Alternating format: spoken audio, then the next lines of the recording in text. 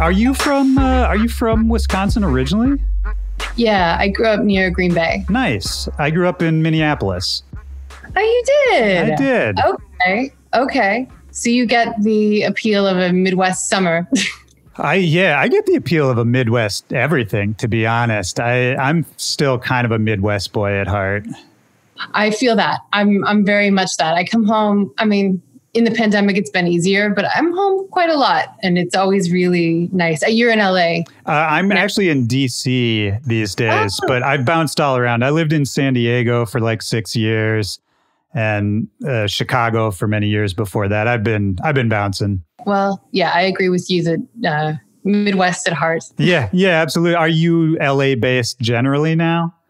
I am. Yeah, I've been in LA for 14 years. Wow.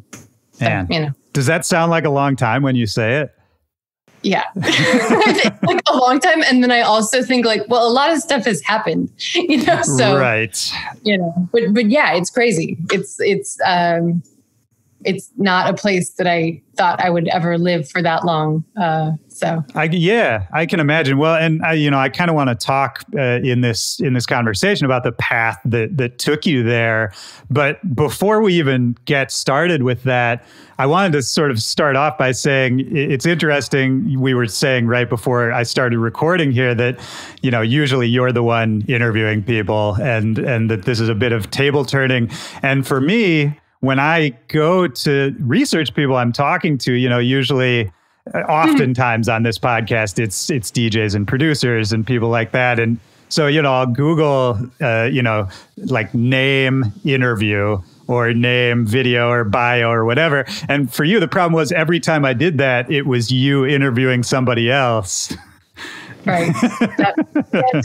My question to understand. No, exactly. I mean, I always wonder about that.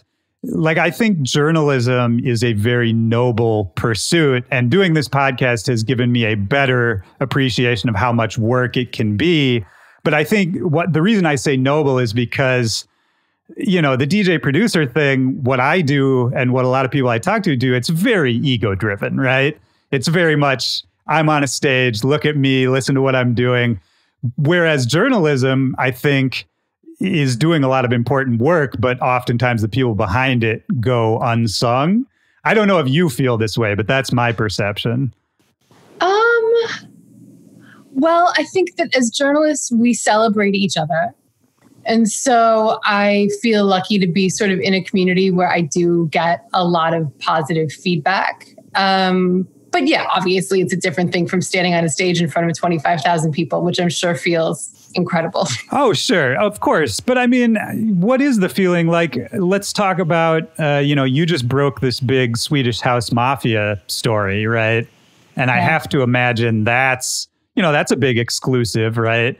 And getting that, realizing it's happening, flying out to Sweden, having these experiences and then dropping the story. I mean, I feel like that's got to be an equivalent kind of feeling. Yeah, it was more acute, I would say. We've been working on the story for a long time. I would say a year. Wow. We were working on the story before we knew anything about what they were doing. We were just trying to figure out where they were at, in the wake of the 2018 reunion. Right. Like literally, where are they? Where are they? And so it was a lot of sort of interviewing anybody that would talk to us before the guys got involved. And so then to, as of last week, see the billboard goes up in Times Square and, billboards and advertisements go up around the world and people start talking, and to be, sitting here on my computer, knowing what was about to happen and knowing that I would be able to deliver a lot of information and sort of help tell that story was really exciting. It was really exciting. I mean, the whole thing was exciting. Anytime you get to travel for work, and I'm a big Swedish House Mafia fan, and sort of go and talk to them. I mean, really, we spent 3 days with them. Yeah. And so, yeah, I mean, I think that the difference between, journalism and a live performance, if we're still making that comparison, is just sort of the immediacy. Like if you're performing, you have people in front of you, and obviously you have your lead time and you're preparing for that event. But like most of journalism happens alone or with, like a very small group of people. Right. And the feedback happens primarily on the internet. And so, you don't necessarily always get that sort of like one-to-one human connection. But I will say that, dropping a story of that size, it was really exciting, especially after, like I said, we had worked on it for so long. Yeah, I mean, it's a big deal. And it's super interesting for me to hear that this was something that you had been, working at for a year or so. Because I don't think people, general like dance music fans, people who read Billboard, that sort of thing, understand like really what goes in to writing, say, a cover story or a big exclusive like that. Like what for you, I mean, let's just use this Swedish House Mafia story as an example. You said initially you were sort of reaching out to anyone who would talk to you about it. Was there any were you able to use any pre-existing relationships? Do you have a certain trust, reputation, credibility in this industry at this point, having done what you do for so long, that helps you in that regard? I hope so. Yeah. I feel like you do. But I'd like to think that. I think that the Swedish House Mafia is sort of a singular story in the way that it was reported, at least for me, in that initially a lot of people didn't want to talk on the record because no one really knew what was going on. People had a lot of guesses. People had bits and pieces of information, but no one wanted to come out and say, this is what I know, because I think they wanted to protect themselves, which I totally understand. And I think they also wanted to sort of, not disrespect the band itself. Sure. And so it was a tricky one to report initially, just truly asking anybody and everybody that I know in the dance world, being like, do you know anything about Swedish House Mafia? Like, do you know anything about Swedish House Mafia? Some people did, some people didn't. Some people wanted to talk. Some people definitely didn't want to talk. Some people came back around. Is it the kind of thing, sorry, not to cut you off, but just out of curiosity, is it the kind of thing like when you're thinking to write this story in the first place that you don't even know exactly what the story is? Oh, 100%. 100%. And that's why I was doing it. It was like, I knew as a fan, for me, there were questions of what was happening after, the 2018 Ultra show. And so, I had no idea what the story was when we started. Again, it was a lot of digging, and I have to really give credit as well to my colleague, Alexi Barrio-Nuevo, who reported the story with me, in that we had, a lot of bits and pieces of information culled from a lot of different sources, and then sort of just started putting together this narrative. And then, eventually some bigger pieces fell into place when we found out that they were being managed by Sal. They left their label. They, signed with Republic. Then we're able to finally get in touch with the guys themselves and get them on board to speak with us, which wasn't, I don't want to say it wasn't easy, but, they haven't done an interview like that in a long time. Right. And certainly to have journalists arriving in Stockholm and spending a bunch of time with them, felt unprecedented. And so we wanted to make them feel safe as well. And also, use what we had. And we had a lot of reporting by the time we got there. So everything just sort of became stuff to run by them. We heard this, we heard this, we heard this. Yes, true. No, maybe false. Okay. So there's a lot of running down the list. Yeah, of course. I mean, that's like one of those classic dualities, right? Is the journalist musician relationship.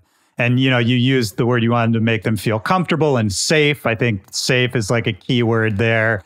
How do you do that? Like, obviously, I'm sure it's different case to case, but, other than just building relationships and knowing people for a long period of time, like, How do you get that kind of trust? How do you make somebody feel safe enough to kind of open up to you? Yeah, it's a good question. I mean, I'm kind of just asking for myself so I can know for later. I think that sort of on a baseline level, you want to give people their best shot.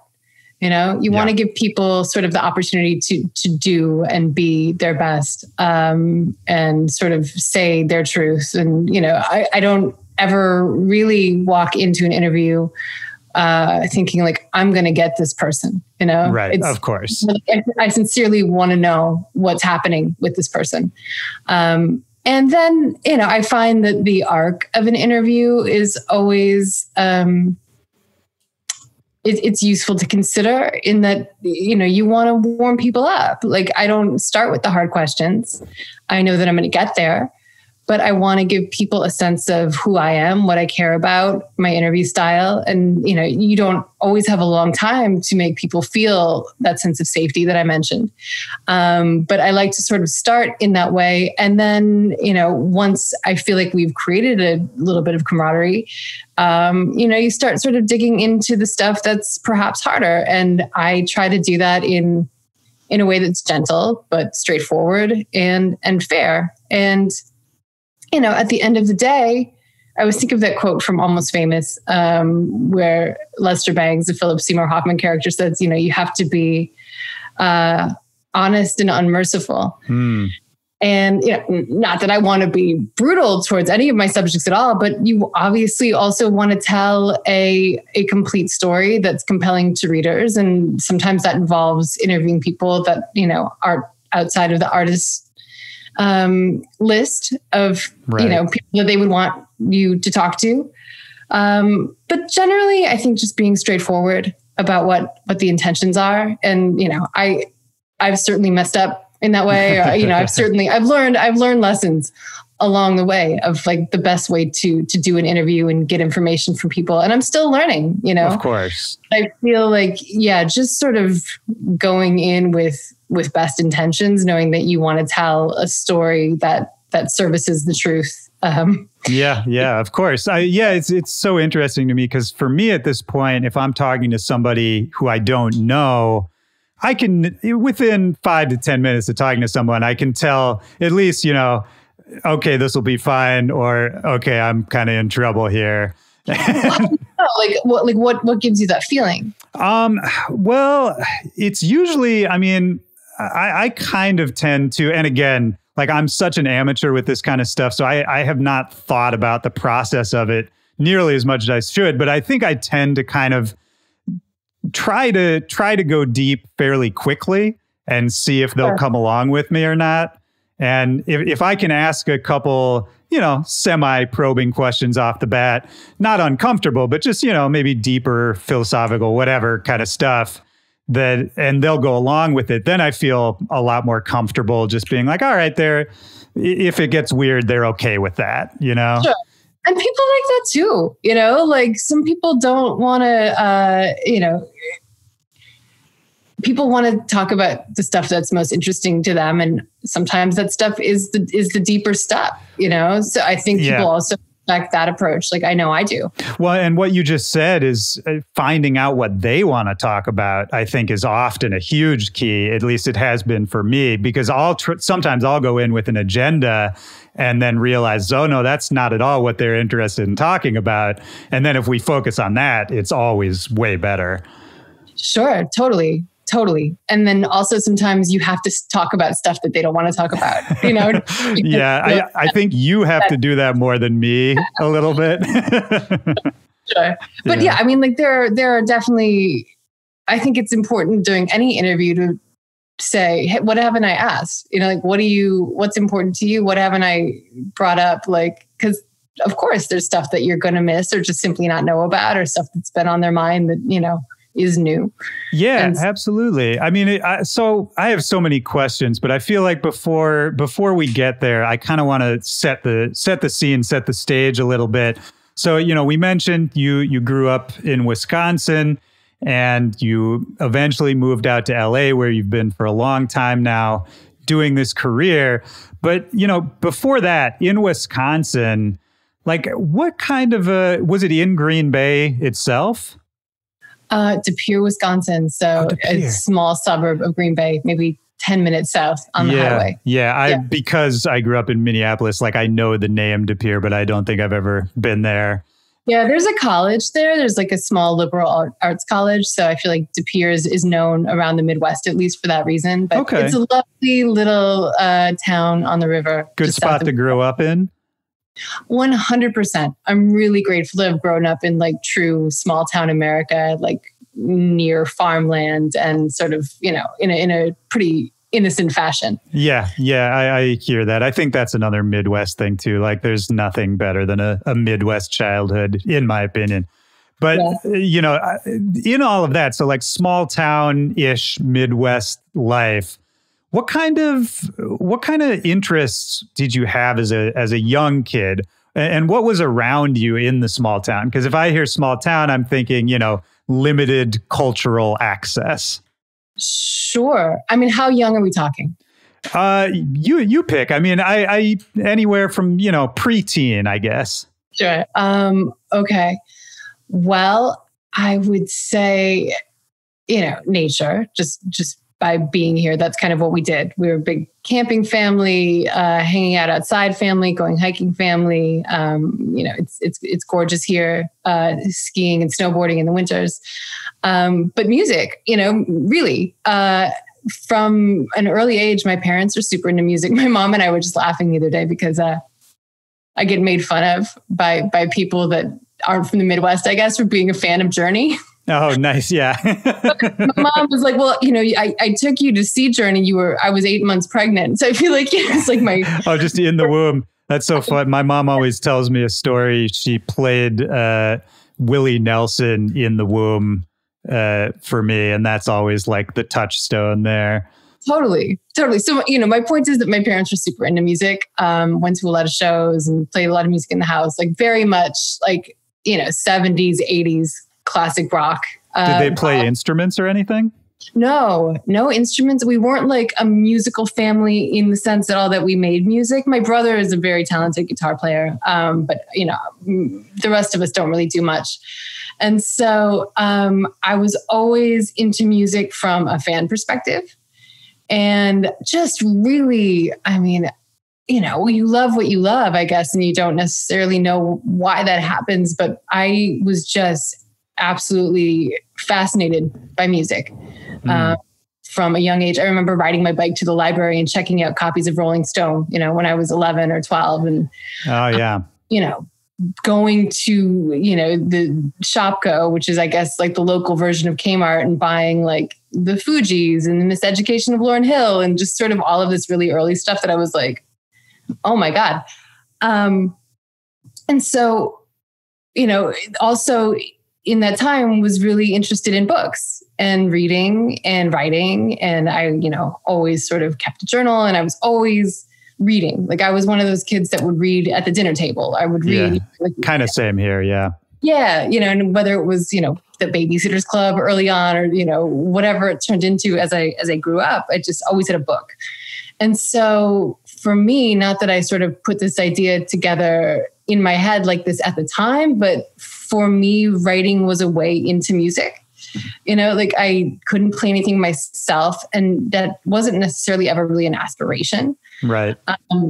But I knew that I could write. I had really, really excellent luck with my English teachers in high school. Sure. And they were super encouraging and just sort of were my cheerleaders. And so I was given the sense that I had, a talent in that way. And so the two for me just really naturally merged.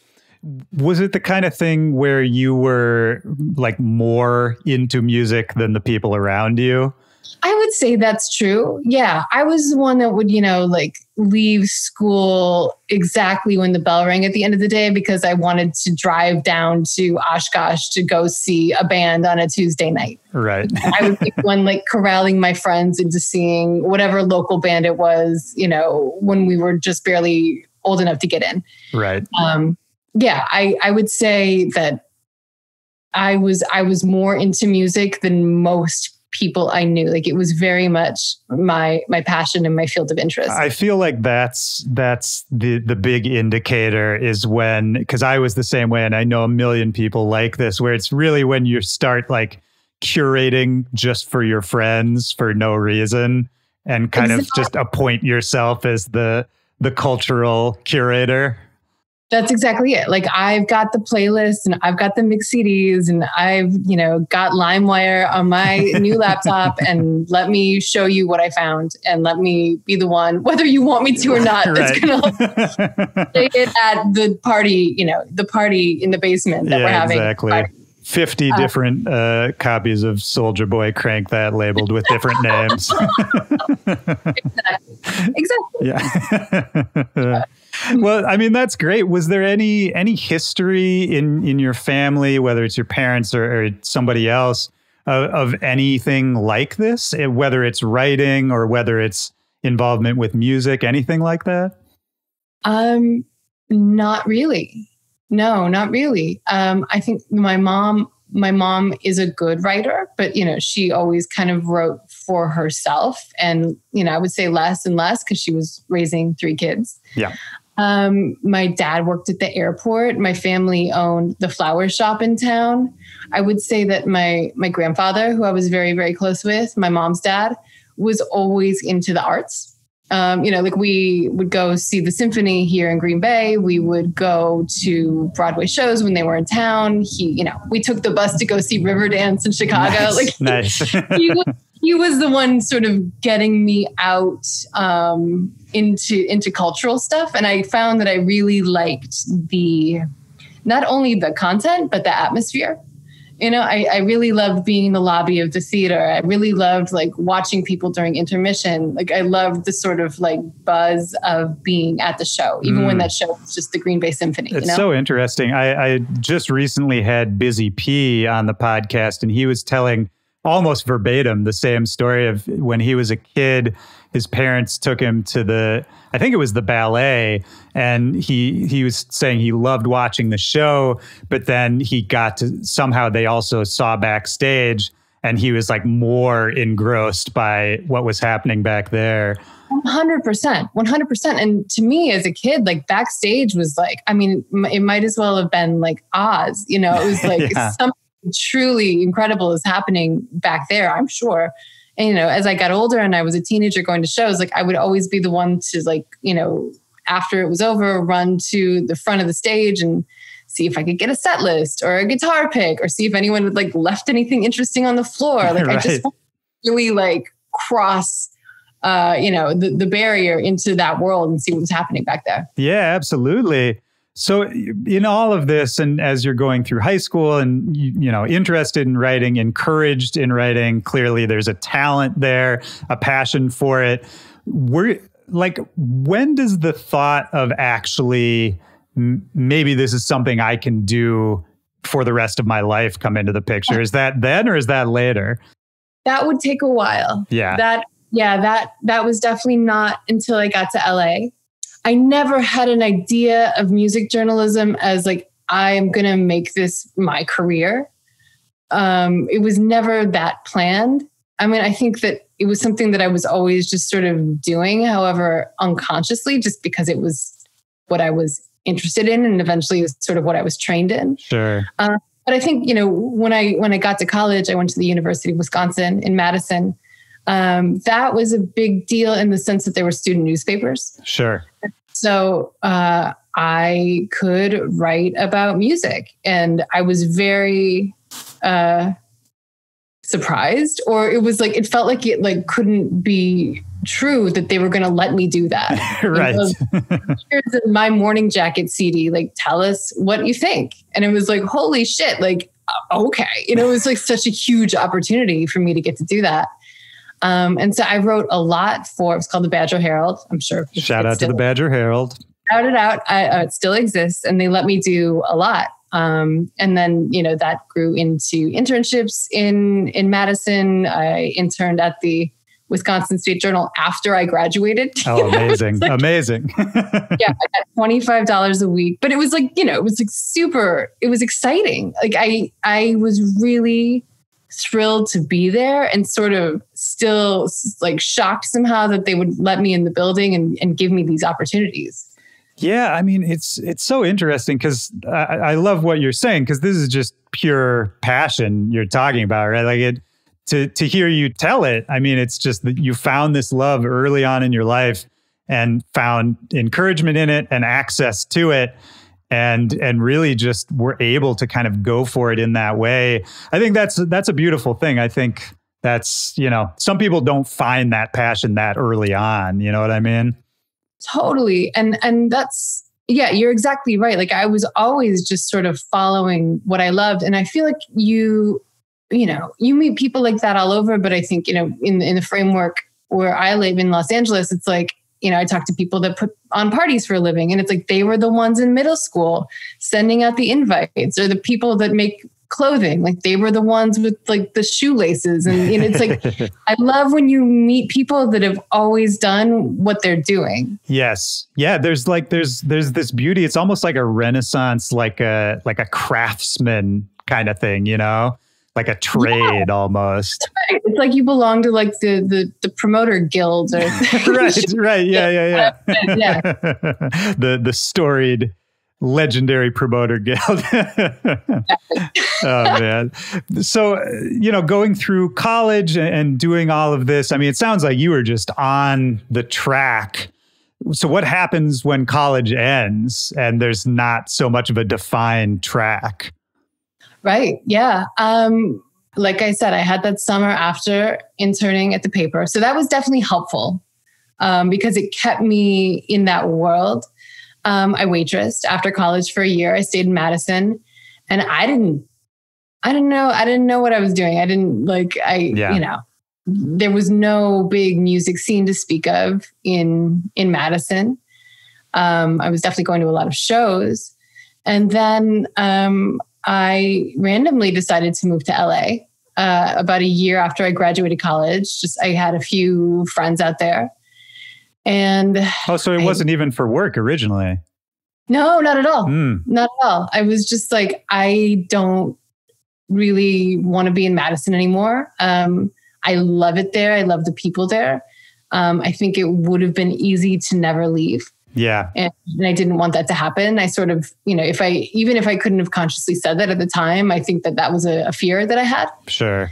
And I had this degree that I had just earned and, taken out a lot of loans to get. So it was like, I would like to go somewhere and try to use this. And this is a journalism degree, I assume? Yeah, exactly. I went to journalism school. Yeah. And so I moved to LA. I really didn't know anybody. I didn't know the city at all. I had never been there. I had never been west of Colorado. Oh, wow. Yeah. So my mom and my sister and I drove out in, like my 98 Buick. Nice. And it was just one of those like classic sort of life-defining road trips, where we saw the mountains and we went to Vegas and, we just had... That sounds great. It was great. It was really special. And it was really like to go and have the support of my family and just sort of feel held in that way. Like tangentially, I feel like people that are from small towns like myself and, and I guess just personally speaking, like knowing that I had a place to come back to and a family that was very supportive kind of made it possible for me to go and try to do what I wanted, because I knew that if like shit hit the fan, right. I go home, and so if it didn't work, it would be like I could get back in the car and just drive back and it wouldn't be that big of a deal. That's really helpful to know. And yeah, I mean, I had a similar situation for sure when I was leaving home. And yeah, that it helps hugely. So let's stop the train of that story for a second, because I'm also curious for you, at what point in this does dance music enter the picture?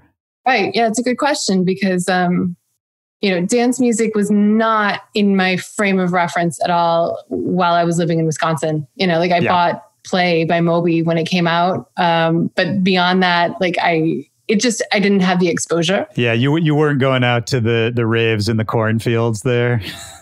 I wasn't cool enough. Yeah. I think I also was maybe slightly too young, but there was stuff going on that I'm sure I just totally missed because it just wasn't in my field of influence. I was very much into like rock music. I was into the White Stripes and Radiohead and My Morning Jacket, like I said.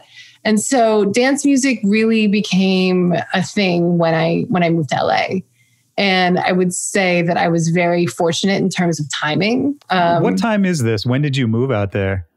This is the fall of 2007. Ooh, that's a sweet spot right there. That's perfect. I mean, I got a job hostessing at the Palm. It's like a restaurant downtown. They're all across the country. It's like, wealthy people eating lobster and steak. Right. One night I was, people tip the hostess. And instead of giving me cash, the guy was like, well, I have a ticket to the show that's happening also downtown. Do you want to go? And it was a show that MySpace was hosting, and it was Justice. Oh, wow.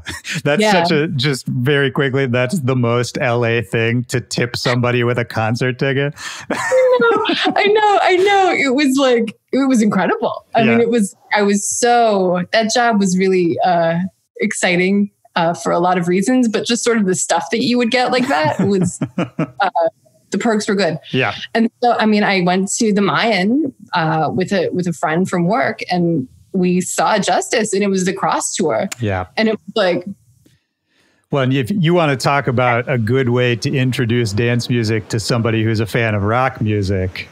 Well, exactly. That's such a good point, because it was like, I couldn't have probably said that at the time, but it was just like, it was heavy, it was heavy and it was sweaty, and it was Justice, in a relatively small club.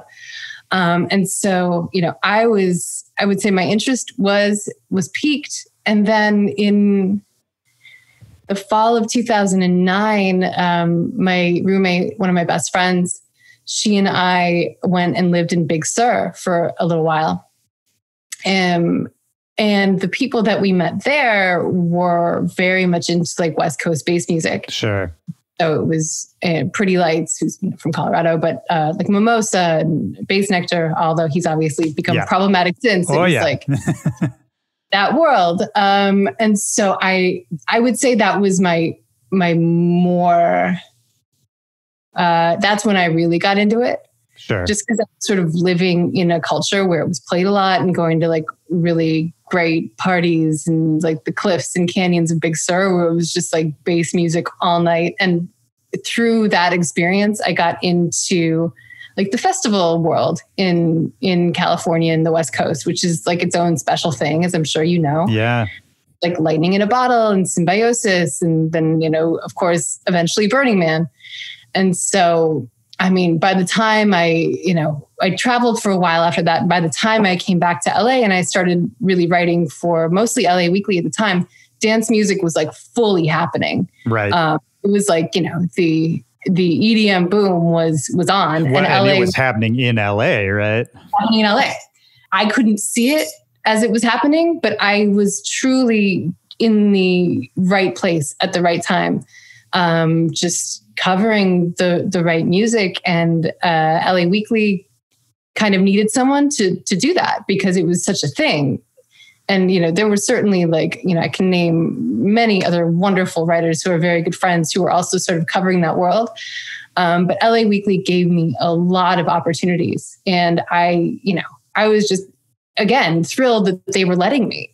And so I saw a lot of shows and really got a lot of education. And that's like, I would say, where in earnest, my journalism career in music really began. Well, how did you get linked up with LA Weekly in the first place? Because I think that's oftentimes a lot of people's question is, how do you make that first connection? Obviously you've been writing sort of continuously for what it sounds like, but how were they aware of you? How did you link up with them?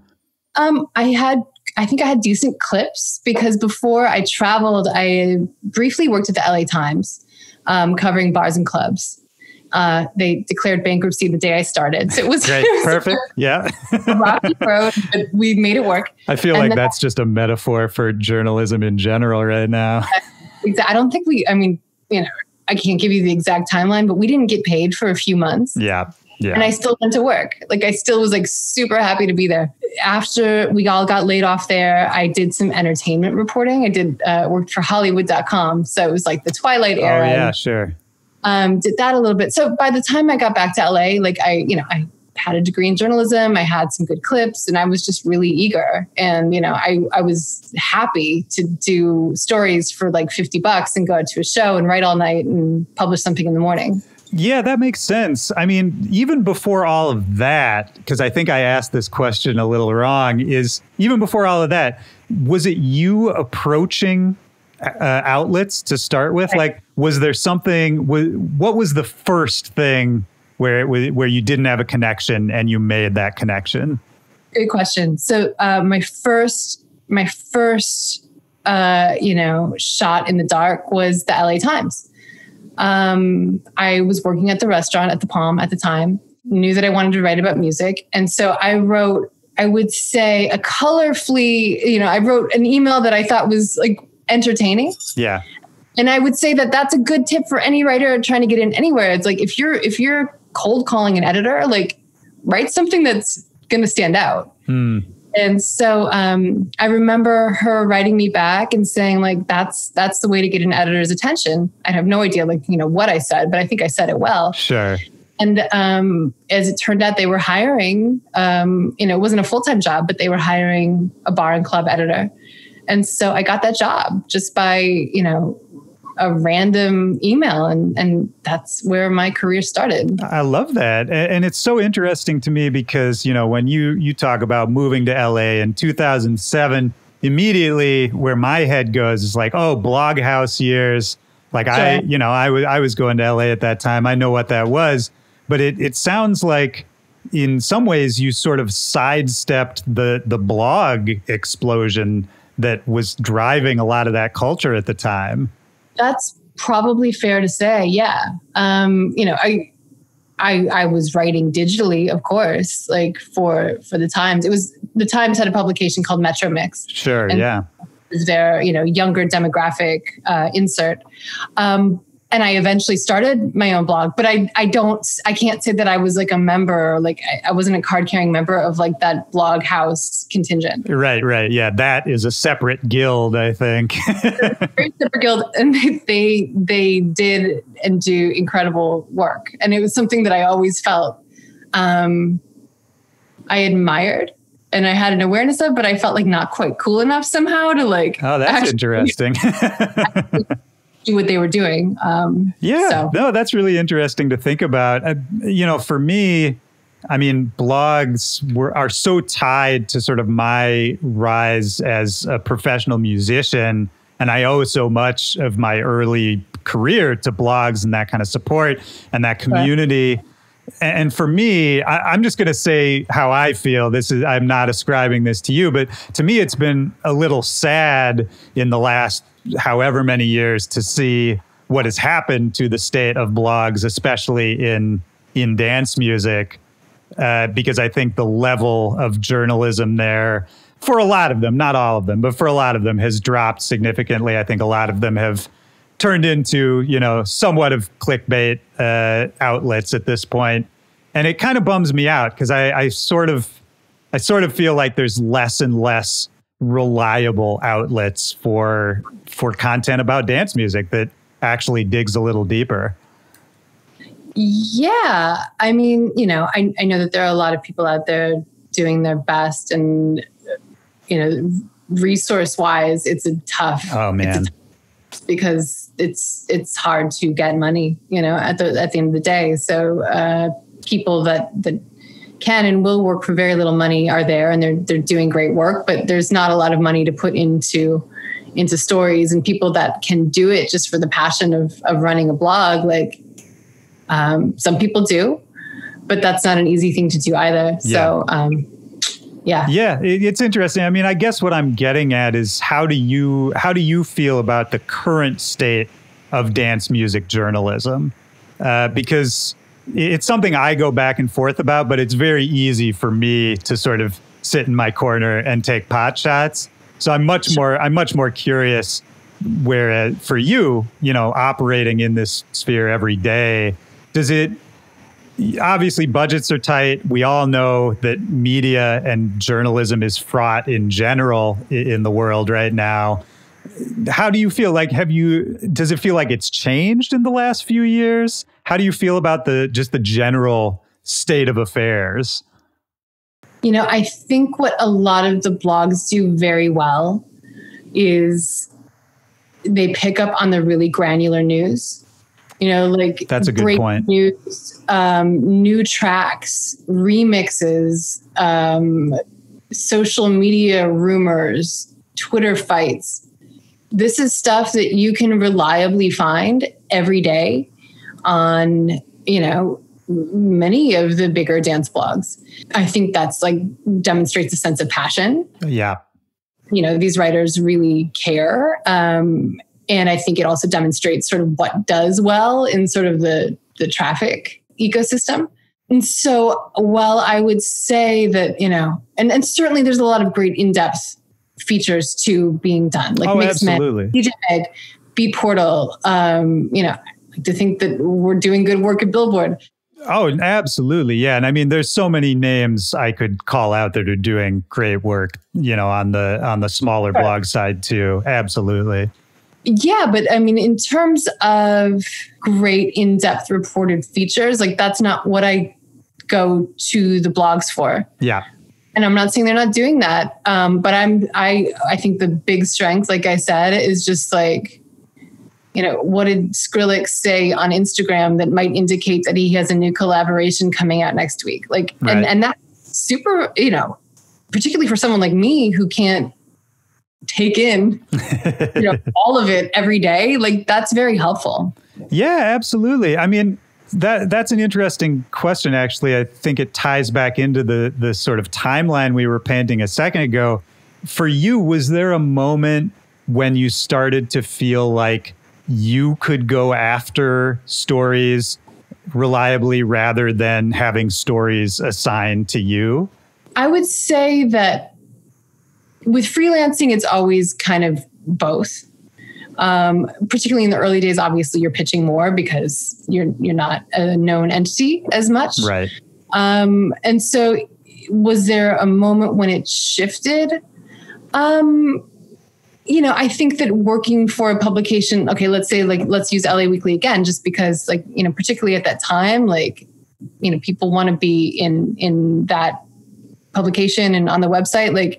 And so a lot of stories did come to me. It wasn't hard to ask for an interview and to get it, which was amazing. Right. It was I got to go to, all the Coachellas and all the Hard Summers and anything that I wanted to go to, I could go to, which is obviously, a huge education.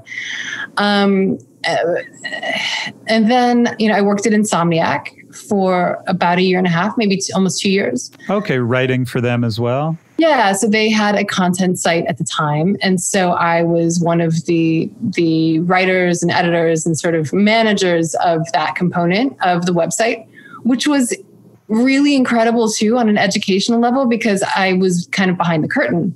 I was a producer promoter and I was working for, arguably the biggest dance music promoter in the world, particularly in 2013, 14, 15. And so again, the timing was incredible because I got to see sort of the height of that moment from a backstage perspective. And so, it was really, I learned a lot about how the business works and how these things come together. And, I got to see, we went to Puerto Rico, we went to the UK, we went to, all the EDCs. It was an incredible travel experience as well. I worked at Beatport after that. And so, I was on staff is my point with Insomniac. Right. Beatport, I'm not pitching because I work there. And then we got laid off from Beatport. And I think that's when I really started hustling harder as a freelancer. And started getting some really, I felt really good bylines. I loved writing for Red Bull Music Academy. Their editors were excellent. I started writing for, I think The Guardian at that time. I started writing for Noisy and Thumps, Advice, which are, sadly both gone, but, been folded into their general coverage. And so, freelancing is hard. And you really have to hustle and you really have to sort of work every day to find work.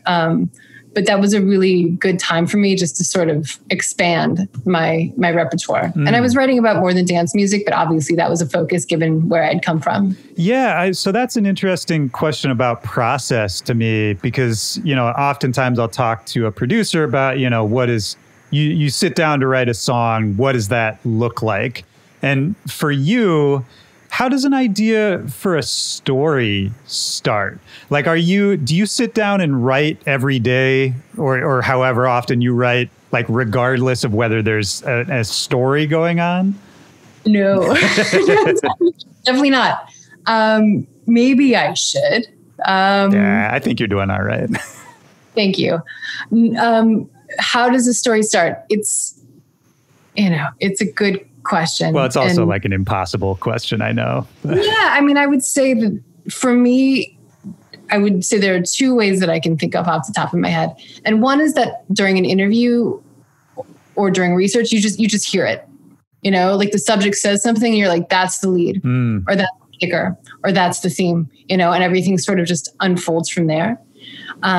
Because I can't really write until I have that. Until I know what the intro is, until I know what the nut graph is, until I know what I'm trying to say. Sure. And so when that happens, it's like a little bit of magic and obviously makes the job easier. More often than not, it's like sitting down to write and then staring at the wall for like 2 or 3 hours, just trying to come up with that thing, like what are we saying here? And it also just involves like combing through transcripts and researching and just,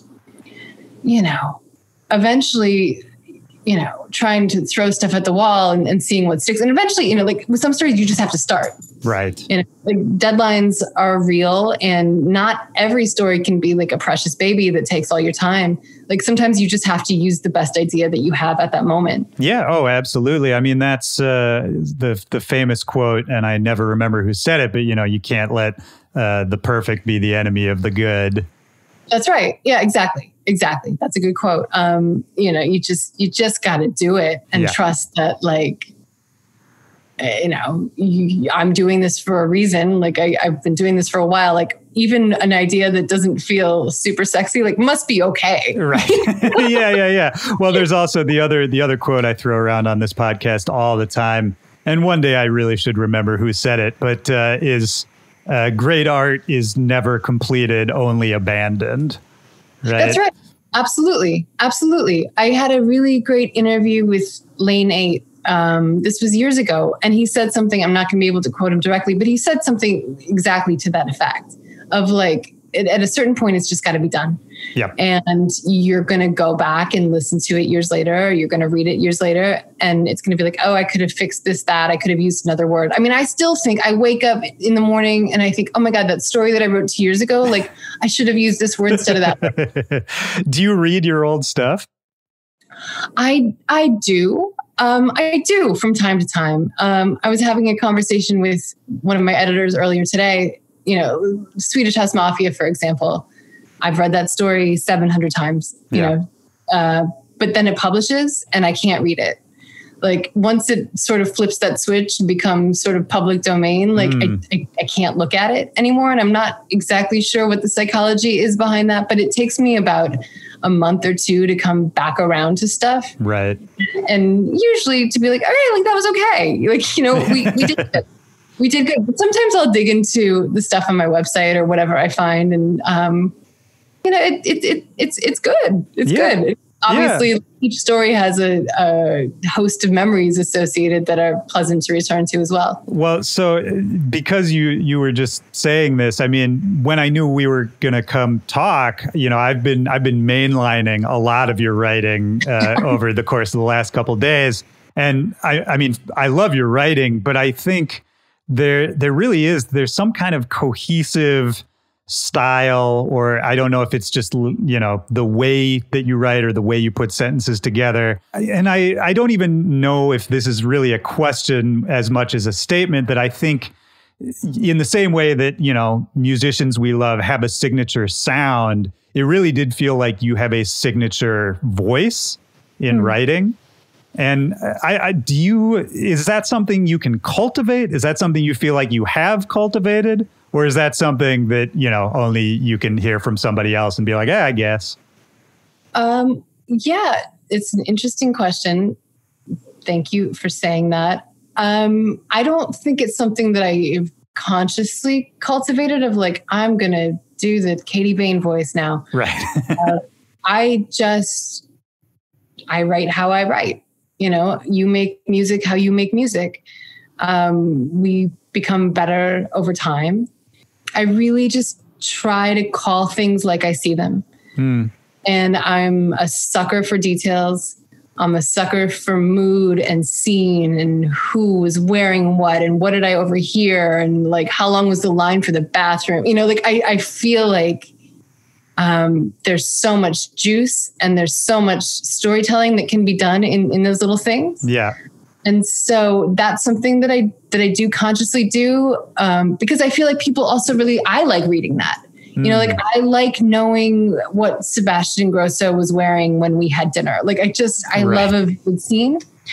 And so, in terms of voice, maybe there are elements to it that I can't put my finger on, but I would say that that's something that I do work on is just putting as much of the detail in it as I can. Yeah, that makes total sense. You had this, I have to quote you just one time because you just had this one banger sentence that encapsulated something I've been trying to talk about for years.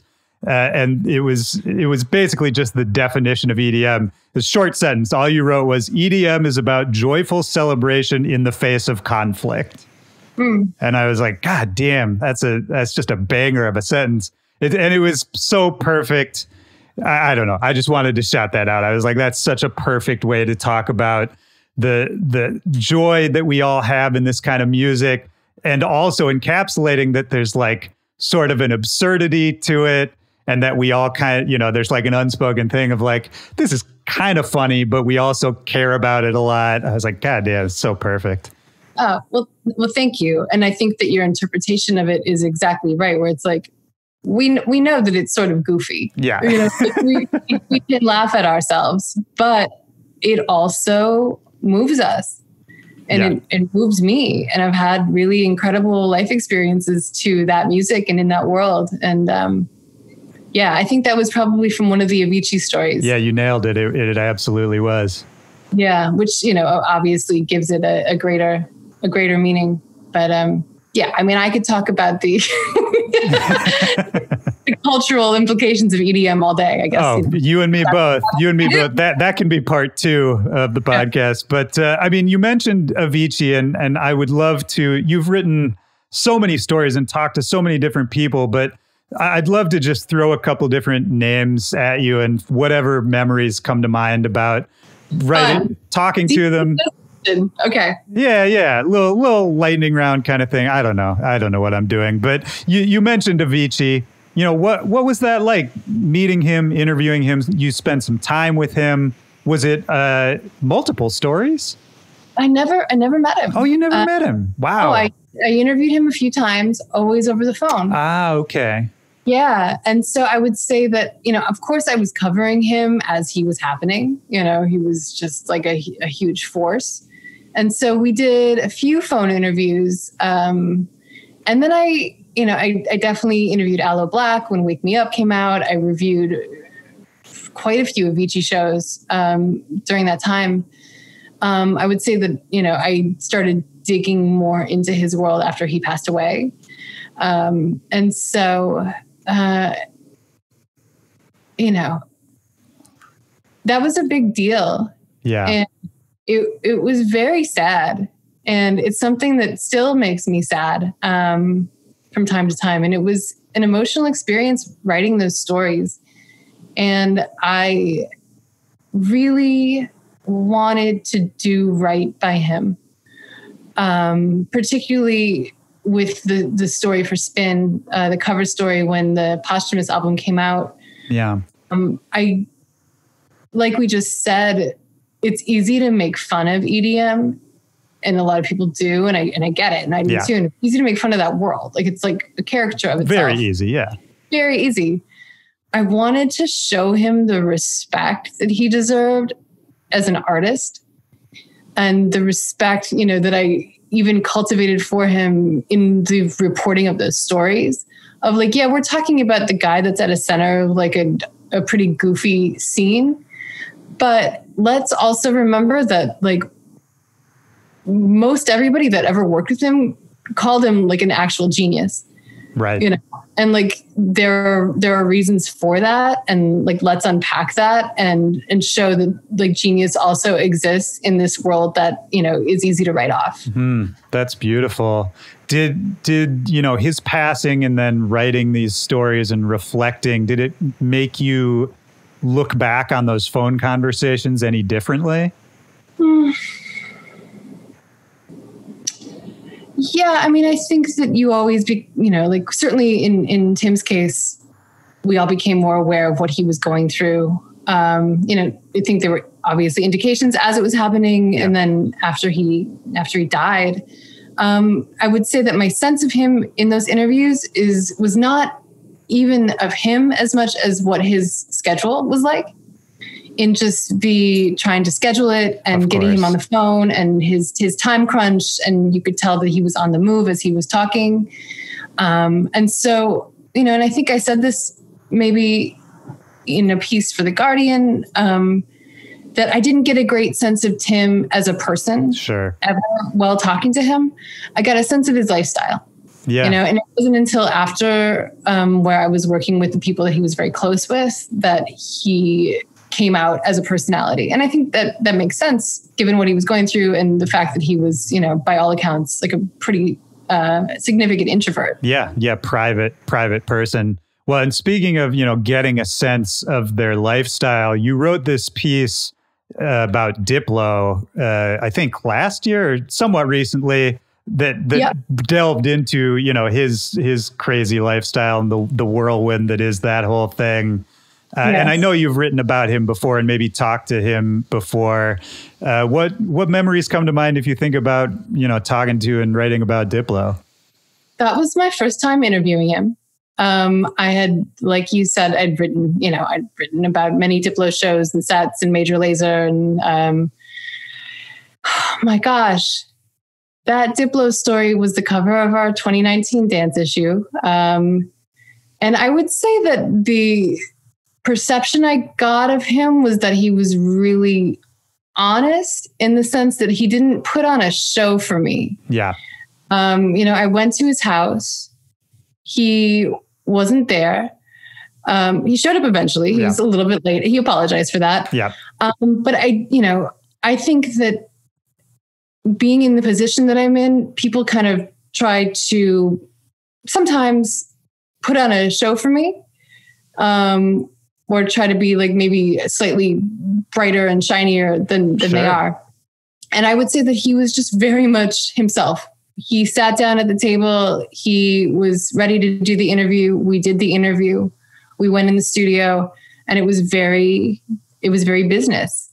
And I think that was really perfect because that's what that story was about, was the business of being him and sort of how he moves through the world. And I appreciated that, he was definitely like sort of occupying that when I was there with him. Yeah, that's a really interesting way to put it. And I think I loved that story. I've known Diplo for many, many years. And I thought that story really nailed the life that he leads in a really profound way. And you're absolutely right that, for him, I've had him on the show a few times and I always ask him, it's like, you're never alone, man. Like you're never... Right. There's nothing like, how do you ever relax? And he claims to me that he is alone sometimes, but I still don't really believe it. But no, I loved that whole story. And I thought, I just wanted to hear about that experience because I think your perception of it is pretty dead on. Yeah. It was a house full of people. We did the interview. It was very unusual. We did the interview with like 4 people sitting around his kitchen table, which for me, I was like, I'm fucking nervous. Yeah. Okay, let's do it. That story was also interesting because it came out like legitimately the day that the pandemic got really serious. And so the whole crux of the story was like, Diplo is forever on the move. Diplo didn't go anywhere. So it was like, it was a little bit bittersweet on that level, but, it was a pleasure to talk to everybody on his team and just see how they do it. And also Billboard's first ever centerfold, which I was, Oh, really? I did not know that. Yeah. All right. Well, I'm sure he is very happy that it was the first centerfold. Hanging on his wall. Yeah. Oh, I'm not even kidding. I'm sure he's extremely happy about it. But okay, so let me ask you this question instead of just running down a list here. Has there been anyone you interviewed, like if we take the Diplo example and cast it against another story you've written, another person you've talked to, is there anyone you've interviewed where you made a stronger connection than you were expecting to? Something where it got very, very deep or very personal or went in a way you didn't expect kind of off the bat? That's a good question. I guess this one's coming to mind because it's relatively recent. And I think anyone that speaks to him kind of tends to feel this way, but Porter Robinson was like a delight and very much like very honest. And, his work is very personal, and this last album was very personal and came from sort of a personal strife kind of place and a lot of sort of, human development stuff. But I got off the phone or the Zoom with him, and it was just like, I want that person to like succeed in the world. Right. Like I'm rooting for you. Is like, I think what I wrote on Instagram, like when I posted the story of just like, I'm rooting for this person. Like you just want this person to win because he seemed so honest and he opened up so deeply, and the music means so much. And I know that it's art for everybody, sure. Of course. I think that he was in a singular situation just because it had been so long since the release of Worlds, and, he had been under a lot of pressure. And so, I wasn't necessarily surprised by it, but he was one where I got off and I was like, like two thumbs up, human. Yeah. A+. I mean, how did I've talked on here ad nauseum about how the pandemic, just threw a wrench in everybody's life, touring and all that. How did the pandemic affect your work? Like what changed for you in this last year? A lot changed. Obviously the focus of our coverage changed. It went from like parties and going out, and this is a live events driven genre, to, we're at home, and what does a live events driven genre do when you can't go out? And so for me, it was, I want to say challenge, but I'll say learning experience. Yeah. Just put the positive spin on it. Yeah. Yeah. Cause I'm not, maybe ironically, given the genre I cover, like I'm not the tech savviest person. Sure. And I'm not the most like engaged with tech. So it was like, all right, like what is live streaming? What is Twitch? How are people doing these things? Like what are these new technologies that we all need to adopt really quickly? And so I got a crash course in all of that stuff and how it worked. And I mean, I think we all learned collectively. Oh, yeah. I was going to say, don't feel bad because it definitely wasn't just you. I know plenty of super nerdy synth DJs who had no idea what to do with Twitch. Sure. Yeah. And it was just like, I mean, and we were all learning at the same time, like, is there money to be made here? Right. Another good question. Like, where is my fan base? Do I have more fans now because people don't have to leave their houses? Like, it was just, it sucked, obviously. And, for other people, certainly more than me. But I think it was also, as a journalist, a really, really interesting moment to sort of ask questions that had not been asked before because the circumstances had not existed in this way before. So It was like, it was a whole new terrain. And, we didn't go to the office like everybody else. It was sort of an isolating experience in a lot of ways. And the news, a lot of days wasn't great. In moments, it felt like a slog, for sure. But, like I said, I've come out in a much better place than a lot of people. So I'm grateful, and it's fine. And I know more about many things that I would not know about having not had that experience. Sure, of course. And I mean, there was a lot of talk, I think, especially in the first few months of lockdown and quarantine, that, this is a reset for the industry and everyone can refocus and we can change things and, all this. I think there was a lot of big talk about a lot of change in the industry, that some of which I feel like I've seen some evidence of, others of which I have not. But it's something I wanted to talk to you a little bit about, because when you first took over Billboard Dance, when was that exactly? It was June of 2019. Okay. I remember it, maybe not exactly like that day, but I remember when you did, because I started noticing all of this really, I feel like the tone of the coverage changed a bit when you stepped in there. And all of a sudden there was all this interesting stuff. I remember there was an early piece on, I'm probably going to mess this up, but I think it was about club music. You were talking to maybe DJ Slink. That kind of thing. And just generally some genres, some people, some sounds that I think are usually underrepresented or sidelined. All of a sudden, I was seeing them on Billboard Dance. And I thought that was amazing. I still think you're doing a great job with it. But this is all to say, in the pandemic, I think a lot of people were like, oh, let's elevate underrepresented people. Let's change these lineups, all that sort of thing. And I don't know if that's happening yet, but I kind of wanted to take your temperature on the idea of basically you have a big platform, you have some influence in what you do. What is that line of lifting up underrepresented people and sounds versus putting out content that, is about famous names and things that need to be written about? Right. Yeah. I mean, I think that became a particularly interesting challenge during the pandemic, just because I didn't have any or as many writers to rely on. And I really have an incredible group of contributors who have, really deep knowledge of many different styles of dance music. So it felt like there was a moment where I was like, okay, I need to make all of these decisions myself. And I don't think any one person does know every nook and cranny of the dance scene so intimately. And obviously it's important to me, to be inclusive and to be diverse and to not just show people the easiest stuff there is to show, because, the biggest DJs in the world have the biggest publicists. Right. You really do have to dig to find stuff that's not of the mainstream.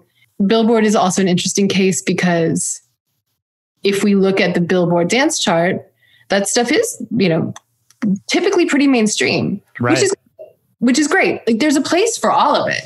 And my idea has always been let's just do everything. Let's include everybody. And that became harder to do during the pandemic, because I just didn't have as many people. Yeah. Less resources. So I did my best, and I, can't say that every day was perfect. But I would say, I think there are two separate questions here of have I noticed a shift in the wake of the pandemic? Yeah. And sort of how did we try to be inclusive? Have we tried to be inclusive? And, it's definitely something that I keep at the forefront, and I just try to do as much of both as is sort of possible on a workload bandwidth level. Yeah, which makes total sense. And I just love hearing you say it's so simple that you can do both. And why don't we just do everything? For some reason, I think that just doesn't compute to a lot of people. But when you put it that way, it's well, why not do that? Yeah, I mean, there's joy to be found in David Guetta's music, and there's joy to be found in DJ Slink's music. And I know that like both of those, producers make me feel something, and like they're both worthy. If given the chance to read about them, like people do care. Something that I think about is like trying to not necessarily be cool. Like it would really be easier, perhaps seductive, to like just try to do like all of the coolest stuff, whatever that means to you. But that's not necessarily representative of what's going on either. Like, we cover the big stuff. We cover the cool underground stuff. We cover truly as much as we can.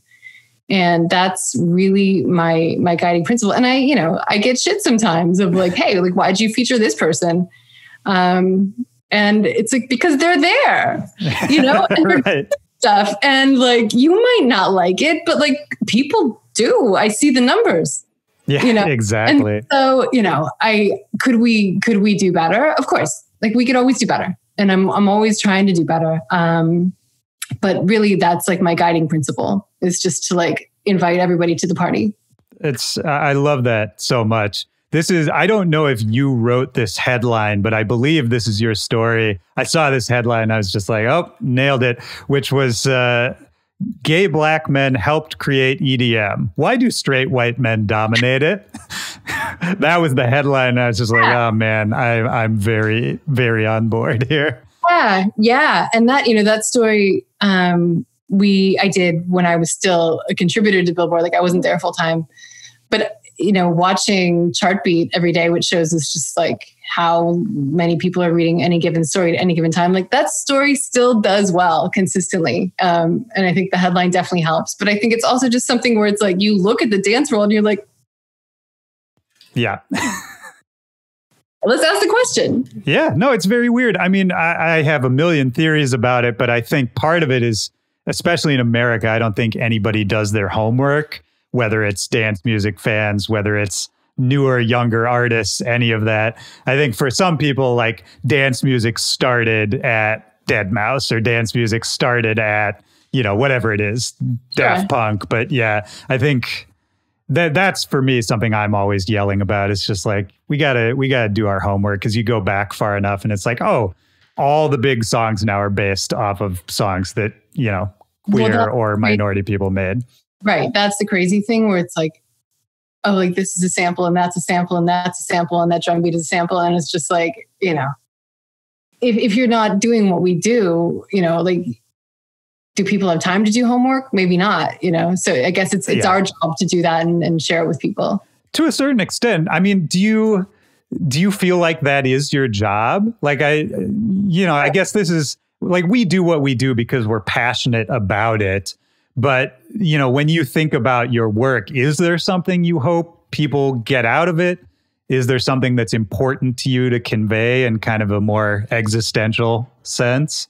Oh, that's such a good question. I guess that's probably not something that I think about every day. But that's probably good. When I think about long-term vision, like I said, just showing as much of it as I can and as we can in a very big and diverse world. It was actually Diplo during that interview who said to me, I don't think it made it in the story, but he said, like, dance music people aren't people. Like you have, drum and bass over here, and they're very different from main stage over here. And it's like, you can't call that one world. Right. And I think about, we do our Friday roundups of the best new music, and it's like comical to me sometimes just how different some of these songs are, and I love it. I love the opportunity to be like, here's a new Grizz track, and here's something from Fred again, or the Blessed Madonna, or, whomever, where it's just like pretty disparate. Yeah. And I think that's cool. And I also think that it's, a unique challenge, just because there is, in terms of volume, so much. Yeah, you're absolutely spot on with all of that. I mean, it makes me wonder, we talk about inclusivity and representation in dance music. And I think I'm glad that that's a bigger part of the conversation right now. But out of curiosity, does that get talked about in journalism? I assume like most fields have some version of this issue, but like in your community, is that Is that a thing? Like, I remember I had Valerie Lee on here a long time back, and I love Valerie. And we were talking about the fact that, oftentimes when she was starting off, like, she was the only woman in the room and, that sort of thing. But I have no visibility into the journalism world. So I'm kind of curious, like, is that a thing for you? And has that evolved over time since you've been doing this? You mean in terms of being inclusive, in terms of actual, like, the writers themselves? Yeah, the writers themselves. Yeah, for sure. And again, like, it can always be better. And it's always evolving. It's definitely something that I keep in mind, just because if the writers aren't diverse, the music selection and the stories aren't going to be diverse either. And so now that I'm getting into a phase, as the pandemic is shifting and circumstances are shifting, that, like, I can, commission more stories from writers outside of Billboard. Like, that's something that it's definitely important to me. And so, we do talk about it. Yeah, it's just interesting. I mean, even for you, like, coming up, was it a boys' club at a certain point? Did it ever feel exclusionary, I guess is what I'm asking? I personally never felt excluded. Is it a boys' club? Yeah. But did I feel like I had, I was being, I was having a harder time because of being a female? Like, I can't say. I'm lucky to say that I didn't experience that. It could be true. I just didn't notice. Sure. That wasn't, my experience. And I would say that I also had, like, always amazing women around too. Like, I very rarely was the only woman in the room. Like, Insomniac, I worked with incredible women. Beatport, I worked with incredible women.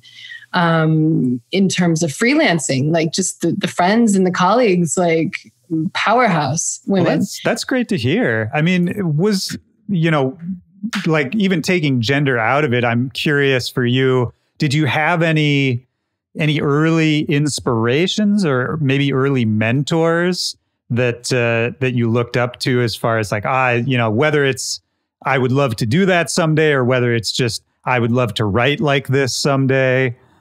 Yeah, I mean, definitely I have my idols in terms of writing and style and accomplishments. I mean, I think, like, Joan Didion is, like, the North Star for me. It's not necessarily a tone that always works. Yeah. If I had to pick my favorite, or, my actual idol would be her. I mean, Katie Weaver, who writes for, God, I should know this, GQ or Esquire. But she's, like, a great, incredible profile writer. Like, her Justin Bieber piece from 2014-15, she did a piece on The Rock. She is just, like, when I read her stuff, I'm like, okay, like.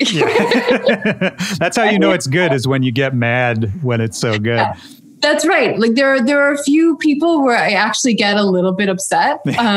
But that's, that's good. That's good. Yeah, no, healthy competition is always great. And I mean, you did a Bieber piece as well, right?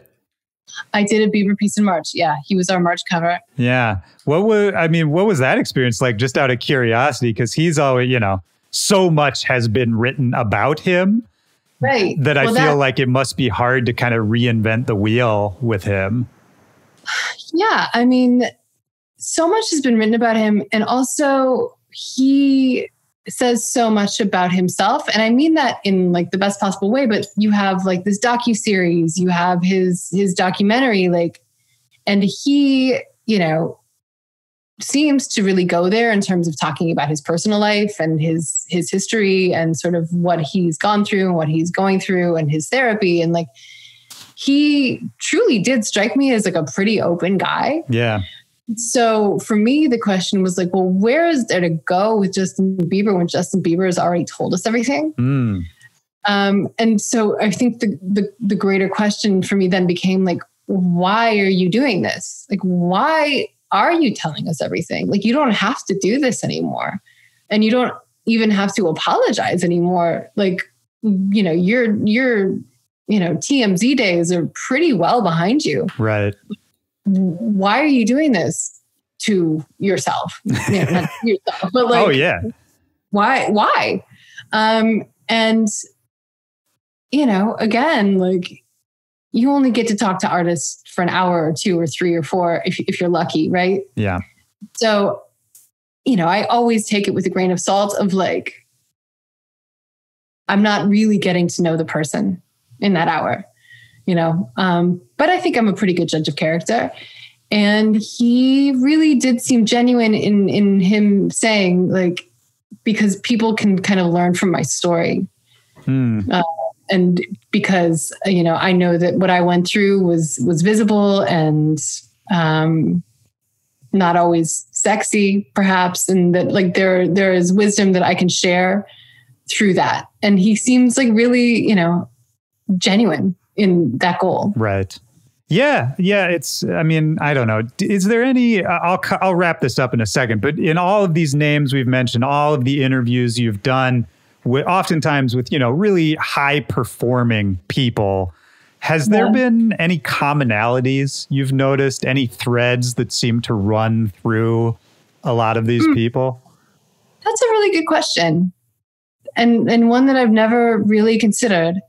You know, I mean, drive, you know, work ethic, you know, is probably the most obvious one. Yeah. Like, oftentimes for me, it's almost like, you know, they're running from something. Like, and I don't mean that in a negative way, but it's almost like they can't stop moving because of some compulsion. That's right. And I think, yeah, like, you know, Diplo is probably a good example of that. And that was sort of a primary question in that story too. Like, why are you doing this? Yeah. You don't have to live this way. And it's like, he can't stop and he wants to, you know, even when he doesn't want to. Right. Exactly. Yeah. That's the thing. It's like, there is no off switch. Like the switch has just been removed. Right. Yeah. Right. Yeah. It's very, very interesting. I love thinking about this kind of stuff because that's part of the fun of being in this world is like all the weird and interesting people you run into, right? Oh, 100%. You know, and people are like, when are you going to write a book? And it's like, you know, I don't want to blow up people's spot, but like, yeah, you definitely, you know, like I said, when I was 14, standing in the front of the stage at like a Sugar Ray concert, wondering what was happening backstage, like I got to find out, you know, to a certain extent. Right. And, you know, it's definitely led to some adventures. Man. Well, you know, on that note, I'd like to give a little space just to talk about what you're working on right now. Obviously, the big Swedish House Mafia story just dropped, and we'll link everybody to that and send them to everything you've done. But what are you doing right now? What are you working on? It doesn't have to be like, what's the next thing that's dropping, but just what's exciting for you about what you do right now? That's a really good question. I would say, well, this is like weird because it's like a plug or something, but Dark Side has a new album coming out on Friday. Oh, nice. And so I interviewed Dave Harrington from the band, and they're like, you know, one of my all-time favorites. So I'm really excited about that. It's Dave and Nicholas Jar, who is obviously like well-known and much beloved as a producer. And so I'm excited about that. I'm a little daunted by it. It's always a little daunting to write about acts that you like really love. Yeah. And so, you know, I'm healthily procrastinating on that one. And then I'm going on vacation. Oh, there you go. Yeah. And I am super excited about that. You know, Swedish House Mafia, you know, those cover stories just, they require you to burn a lot of calories, and I'm happy to do it. I'm always really grateful to do it. And I'm now excited to sort of get to turn my computer off mostly for 2 weeks. That sounds fantastic. Are there any goals you're working on right now, whether it's career goals, whether it's personal goals, you know, something you haven't done yet that you think about as a thing you'd like to do at some point? Oh, yeah. Okay. I mean, I do write like nonfiction, and, you know, that stuff has not really been published, but it's something that I do just for myself on the side. So, I mean, like long term, it would be super exciting for me if any of that stuff ever got published. And it's not necessarily music related, but it's something that definitely is a goal. Like what kind of stuff? Like essays. Okay. You know, travel essays, like personal essays. Yeah. And it's like a weird, there's not a huge market for that kind of stuff. But I feel that if I just keep writing them. Oh, yeah. Well, I mean, come on. Like, we're talking about dance music here. Like, weird ideas are, or ideas where there isn't a huge market. That's like my trade, Yeah. I love that. Yeah. We'll see. And I, plan to use some of this trip just to sort of focus on that stuff. Goals. Yeah. I mean, we are going back to the office in September. And so I'm excited to do some traveling and get out into the world in a way that I haven't been able to for a long time before, we go back. I don't know. I should probably exercise more. I mean, shouldn't we all? I should probably eat more salad, But, seriously, like I truly do think about how to make Billboard dance better and more inclusive and more reflective. And so that is, one of my goals as well. Yeah. Well, that's a beautiful goal. And I love hearing it. I'll ask you one last question and I'll let you get out of here. It's the question I ask at the end of each one of these interviews, unless there's anything else we haven't covered yet, anything else that's on your mind. I think you got it. You're a very good interviewer. From one interview to another. Oh, that means quite a lot. Thank you. I appreciate that. And the feeling is extremely mutual. And the last question, it's a simple question, kind of the first thing that pops into your head kind of question. Just looking for a time in your life, a memory, a moment, and it could be from any time when in a single moment, music really deeply affected you, really had a deep impact on you in that moment. And it doesn't have to be a significant moment, and there's really no wrong answer. Wow. Oh my God. So many. Well, what's the first one? Well, the first one I think of is, I'd mentioned living in Big Sur and some of these great parties that we used to go to. And one night, I think it was Halloween, the speakers went out. So, I mean, it was like full on, like the party was going off and it was like really heavy bass music. And then, the power cut out or whatever happened. And so it's suddenly in silence. And all of a sudden, like everyone just starts like, and one of those great sort of like percussive, natural. I mean, like sounds like. I mean, it's like the kind of thing you see in a movie, but would never happen in real life. It happened. I mean, we were like banging on the floor and screaming, and no